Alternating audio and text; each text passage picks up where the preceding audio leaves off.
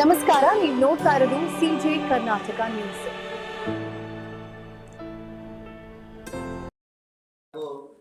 ಮನದಲ್ಲಿ ಸೇವಾಲಾಲ್ ಮಹಾರಾಜರನ್ನ ನೆನೆಯದವ ಪ್ರಬಂಧದ ಕೊನೆಯಲ್ಲಿದ್ದೆ ಅನ್ನುವ ಸರ್ವಜ್ಞ ಅನ್ನುವಂಥ ಮಾತನ್ನು ಹೇಳ್ತಾ ಶ್ರೀ ಶ್ರೀ ಶ್ರೀ ಸಂತ ಸೇವಾಲಾಲ್ ಮಹಾರಾಜರ ಜಯಂತ್ಯೋತ್ಸವದ ಅಂಗವಾಗಿ ಬಿಜಾಪುರ ಜಿಲ್ಲೆಯಲ್ಲಿ ಪ್ರಪ್ರಥಮ ಬಾರಿಗೆ ಸನಾತನ ಧರ್ಮ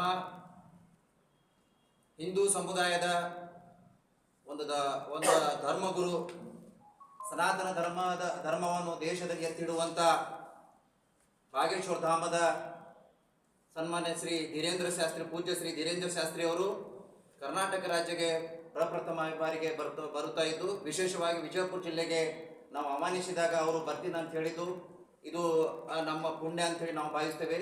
ಈ ಕಾರ್ಯಕ್ರಮ ರಾಷ್ಟ್ರೀಯ ಬಂಜಾರ ಪರಿಷತ್ನ ರಾಜ್ಯಾಧ್ಯಕ್ಷರಾಗಿರುವಂಥ ಪ್ರಕಾಶ್ ಅಣ್ಣಾಜಿಯವರ ನೇತೃತ್ವದಲ್ಲಿ, ವಿಶೇಷವಾಗಿ ಪೂಜನೀಯ ಗೋಪಾಲ್ ಮಹಾರಾಜ್ ಮತ್ತು ಚಂದ್ರಶೇಖರ್ ರಾಠೋಡ್ಜಿ ಅವರ ಮಾರ್ಗದರ್ಶನದಲ್ಲಿ ನಡೆಯುತ್ತಿದ್ದು, ಸದರಿ ಕಾರ್ಯಕ್ರಮ ದಿನಾಂಕ 22ರಂದು ರವಿವಾರ ದಿನ ನಡೆಯಲಿದ್ದು, ಬಹುಶಃ ಈ ಕಾರ್ಯಕ್ರಮ ಸನಾತನ ಧರ್ಮದ ಎಲ್ಲ ಸಮುದಾಯಗಳಿಗೆ ಸಂಬಂಧಪಡುವ ಹಾಗೆ ಒಂದು ಧಾರ್ಮಿಕ ಕಾರ್ಯಕ್ರಮ ಬಂಜಾರ ಸಮಾಜದ ನೇತೃತ್ವ ಹಾಗೂ ಪ್ರಕಾಶ್ ಅಣ್ಣಾಜಿಯವರ ನೇತೃತ್ವದಲ್ಲಿ ಹಮ್ಮಿಕೊಂಡಿದ್ದು, ನಾವು ಈ ತಮ್ಮ ಮಾಧ್ಯಮದ ಮುಖಾಂತರ ಕೇಳುವುದು ಏನಪ್ಪಾ ಅಂದರೆ, ಇದು ಒಂದು ಸನಾತನ ಹಿಂದೂ ಧರ್ಮದ ಕಾರ್ಯಕ್ರಮ. ಎಲ್ಲ ಧರ್ಮದ ಸಮುದಾಯದ ಭಕ್ತರು ಮತ್ತು ಎಲ್ಲ ಬಾಗೇಶ್ವರ ಧಾಮದ ಭಕ್ತಾದಿಗಳು ಬಹುಶಃ ಕರ್ನಾಟಕ ರಾಜ್ಯದಲ್ಲಿ ಇರುವಂಥ ಬಹಳಷ್ಟು ಕಡೆಯಿಂದ ಕರ್ನಾಟಕ ರಾಜ್ಯ ಅಷ್ಟೇ ಅಲ್ಲ, ಇನ್ನಿತರ ಬೇರೆ ರಾಜ್ಯಗಳಿಂದ ಕೂಡ ನಾವು ಬರ್ತಾ ಇದ್ದೀವಿ ಸರ್. ತಾವು ಕರೆದಿದ್ದು ನಮಗೆ ಬಹಳ ಖುಷಿಯಾಗಿದೆ. ಎಷ್ಟೋ ಸಲ ನಾವು ಬೇರೆ ಬೇರೆ ರಾಜ್ಯಕ್ಕೆ ಹೋದಾಗ ಬಾಬಾ ಅವರು ನಮಗೆ ಭೇಟಿನೇ ಕೊಡ್ಲಾರ್ದಂಗಾಗಿದೆ. ಬಹುಶಃ ಕರ್ನಾಟಕ ರಾಜ್ಯದ ತಾವೆಲ್ಲ ಸಮಾಜದ ಪ್ರಕಾಶ್ ಅಣ್ಣಾಜಿ ಅವರ ನೇತೃತ್ವದಲ್ಲಿ ಮತ್ತು ಬಂಜಾರ ಸಮಾಜದ ನೇತೃತ್ವದಲ್ಲಿ ಧೀರೇಂದ್ರ ಶಾಸ್ತ್ರಿಜಿಯವರ ಏನು ಕರೆದಿದ್ದೀರಾ, ಬಹುಶಃ ಇದು ಒಂದು ಪುಣ್ಯದ ಕೆಲಸ.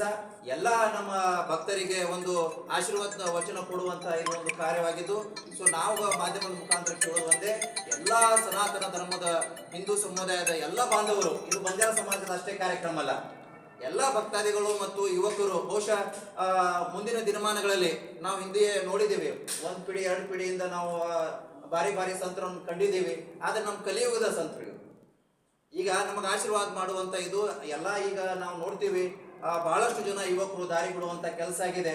ಆದ್ರೆ ಬಹುಶಃ ಪ್ರಕಾಶ್ ಅಣ್ಣಾಜಿ ಅವರು ಏನ್ ವಿಚಾರ ಮಾಡಿದಾರಪ್ಪ ಅಂದ್ರೆ, ಜಯಂತಿಗಳು ಹೆಂಗಾಗಿರ್ಬೇಕಂದ್ರೆ ಧಾರ್ಮಿಕವಾಗಿರ್ಬೇಕು, ಅದರಿಂದ ಸಮುದಾಯಗಳು ಎಚ್ಚೆತ್ಕೋಬೇಕು, ನಾವ್ ಹೆಂಗ ಸಮಾಜದ ನಡುವೆ ನಾವು ಹೆಂಗ್ ಬಾಳ್ಬೇಕು, ಹೆಂಗ್ ಶಿಸ್ತಿನ ಸಿಪಾಯಿ ಆಗ್ಬೇಕಂತ ಹೇಳಿ ಆ ಒಂದು ಸಮಾಜದ ಮುಖಾಂತರ ಯಾವ ರೀತಿ ನಾವು ಇವತ್ತಿನ ದಿವಸ ಸಮಾಜದಲ್ಲಿ ಒಂದು ಒಳ್ಳೆಯ ಸಂದೇಶ ಕೊಡಬಹುದು ಅಂತ ಹೇಳಿ ಪ್ರಕಾಶ್ ಅಣ್ಣಾಜಿ ಅವರು ಬಹಳ ಒಳ್ಳೆಯ ಕೆಲಸ ಮಾಡಿದ್ದಾರೆ. ಈ ಕಾರ್ಯಕ್ಕೆ ಎಲ್ಲರೂ ಮಾಧ್ಯಮದ ಬಂಧುಗಳು ತಾವು ಕೂಡ ಸಹಕಾರ ಮಾಡಬೇಕು. ತಂಗೂ ಕೂಡ ಅಲ್ಲಿ ಎಲ್ಲ ವ್ಯವಸ್ಥೆ ಮಾಡಿದ್ದೀವಿ ಕಾರ್ಯಕ್ರಮದ ಮುಖಾಂತರ. ಈ ಕಾರ್ಯಕ್ರಮಕ್ಕೆ ನಮ್ಮ ವಿಜಯಪುರ ನಗರದ ಮಾನ್ಯ ಬಸವನಗೌಡ ಸಾಹೇಬರು, ಶಾಸಕರಾದ ಬಸವನಗೌಡ ಸಾಹೇಬರು ಹಿಂದೂ ಸಾಮ್ರಾಟ್ ಆಗಿರುವಂಥದ್ದು. ಅವರು ವಿಶೇಷವಾಗಿ ಈ ನಮ್ಮ ಹಿಂದೂ ಸನಾತನ ಧರ್ಮದ ಒಂದು ಕಾರ್ಯಕ್ರಮ ಆಗಿರುವುದರಿಂದ ವಿಶೇಷ ಕಾಳಜಿ ವಹಿಸಿದ್ದಾರೆ. ಅವರು ಕೂಡ ಏನೇ ಇದ್ರು ಕೂಡ ನಿಮ್ ಜೊತೆ ಇರ್ತೀವಿ ಅಂತ ಹೇಳಿದ್ದಾರೆ. ಕರ್ನಾಟಕ ರಾಜ್ಯದ ಬಹುಶಃ ಈ ಕಾರ್ಯಕ್ರಮಕ್ಕೆ ಹೇಳಿದ್ದಾರೆ ಕರ್ನಾಟಕ ರಾಜ್ಯದ ಮಂತ್ರಿಗಳು, ಶಾಸಕರು, ಈ ವಿಶೇಷವಾಗಿ ಬೇರೆ ರಾಜ್ಯದ ಮಂತ್ರಿಗಳು, ಶಾಸಕರು ನಾವು ಬರುವಂತದ್ದು ಮಾಡ್ತೀವಿ. ಧೀರೇಂದ್ರ ಶಾಸ್ತ್ರಿಜಿಯವರ ಆಶೀರ್ವಾದ ಪಡ್ಕೊಳ್ಳಿಕ್ಕೆ ನಾವು ಪ್ರಯತ್ನ ಮಾಡ್ತೀವಿ. ಆದ್ರೆ ಇವರೇ ಅವರಂತಿಲ್ಲ, ಎಲ್ಲರಿಗೆ ಆಹ್ವಾನಿಸಿದ್ದೀವಿ. ದೇಶದ ಇದು ನಮ್ಮ ಭಾರತ ದೇಶ ಸನಾತನ ಹಿಂದೂ ರಾಷ್ಟ್ರ, ಇಲ್ಲಿ ಎಲ್ಲರದು ಒಂದು ಇದು ಕರ್ತವ್ಯವಾಗತ್ತೆ. ಬಹುಶಃ ಎಲ್ಲೋ ಹೋಗಿ ಧೀರೇಂದ್ರ ಶಾಸ್ತ್ರಿಜಿಯವರು ನೋಡ್ಲಿಕ್ಕೆ ಆಗಲ್ಲ. ಕರ್ನಾಟಕ ರಾಜ್ಯ ಬಿಜಾಪುರ ಜಿಲ್ಲೆಗೆ ಬಂದಿದ್ದಾರಪ್ಪ ಅಂದ್ರೆ, ವಿಶೇಷವಾಗಿ ನಾವು ಬಿಜಾಪುರ ಜಿಲ್ಲೆಯ ಎಲ್ಲ ಯುವಕರು, ಧರ್ಮಾಧಿಕಾರಿಗಳು, ಎಲ್ಲ ಸಮುದಾಯದ ಇವತ್ತಿನ ದಿವಸ ಸಂತರು, ಸ್ವಾಮೀಜಿಗಳು ಎಲ್ಲರೂ ಭಾಗವಹಿಸಬೇಕು. ಎಲ್ಲರೂ ಧೀರೇಂದ್ರ ಶಾಸ್ತ್ರಿಯವರ ಆಶೀರ್ವಚನ ಕೇಳಬೇಕು.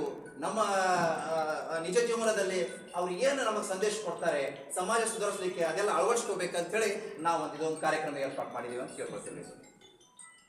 ಈಗ ಧೀರೇಂದ್ರ ಶಾಸ್ತ್ರಿಜಿ ಅಂತಲ್ಲ, ಅವ್ರ ಬಗ್ಗೆ ಪರಿಚಯ ಇಲ್ಲ, ಅವ್ರ ಬಗ್ಗೆ ಮತ್ತೆ ಅವ್ರು ಎಲ್ಲಿಯವರು, ಏನು ಮಠನ, ಅವ್ರು ಏನಿದೆ, ಅವ್ರು ಏನು ಉಪದೇಶಗಳು ಅಂದರೆ ಯಾವುದಕ್ಕಾಗಿ ಪ್ರಸಿದ್ಧಿ ಆಗಿದ್ದಾರೆ, ಏನಂತ ಸ್ವಲ್ಪ ಪರಿಚಯ ಮಾಡಿ.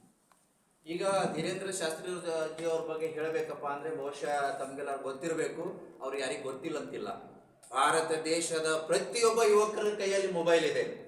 ಧೀರೇಂದ್ರ ಶಾಸ್ತ್ರಿಜಿಯವರು ಸನಾತನ ಧರ್ಮದ ಬಗ್ಗೆ, ಹಿಂದೂ ಧರ್ಮದ ಬಗ್ಗೆ, ವಿಶೇಷವಾಗಿ ಭಾರತದಲ್ಲಿರುವಂತ 140 ಕೋಟಿ ಜನರು ಯಾವ ರೀತಿ ಬಾಳಬೇಕು, ಯಾವ ರೀತಿ ನಮ್ಮ ದೇಶವನ್ನು ಮುಂದೆ ನಡೆಸಬೇಕು, ನಮ್ಮ ಸನಾತನ ಧರ್ಮವನ್ನು ಯಾವ ರೀತಿ ಒಯ್ಯಬೇಕು ಅಂತೇಳಿ ಇಡೀ ಮಾಧ್ಯಮದಲ್ಲಿ ಪ್ರತಿನಿತ್ಯ ನಾವು ಬಹುಶಃ ಮೊಬೈಲ್ ಇದನ್ನು ಮಾಡಿದರೆ ಅವ್ರದ್ದು ಆಚಾರ ವಿಚಾರಗಳು ನಾವು ನೋಡ್ತೀವಿ.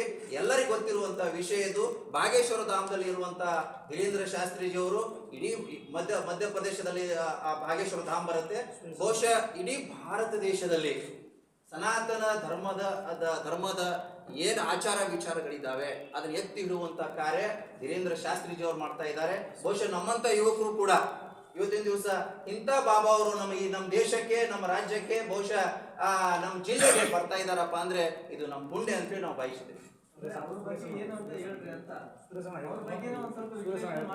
ಈಗ ಬಾಗೇಶ್ವರ ಧಾಮ ಶ್ರೀ ಧೀರೇಂದ್ರ ಶಾಸ್ತ್ರಿ ಅವರು ಈಗ ತಾವು ನಮ್ಮೆಲ್ಲರೂ ಹೇಳಿದವರಿಗೆ ಅವರೊಬ್ಬ ಹಿಂದೂ ಧರ್ಮದ ಹಿಂದೂ ರಾಷ್ಟ್ರವನ್ನು ನಿರ್ಮಾಣ, ಈ ಭಾರತ ದೇಶವನ್ನು ಹಿಂದೂ ರಾಷ್ಟ್ರ ಮಾಡಲಿಕ್ಕೆ ಎಲ್ಲ ಯುವಕರಲ್ಲಿ ಎಲ್ಲರೂ ಒಗ್ಗೂಡಲಿಕ್ಕೆ ಪ್ರೇರಣೆ ನೋಡ್ತಾ ಇರುವಂಥವ್ರು.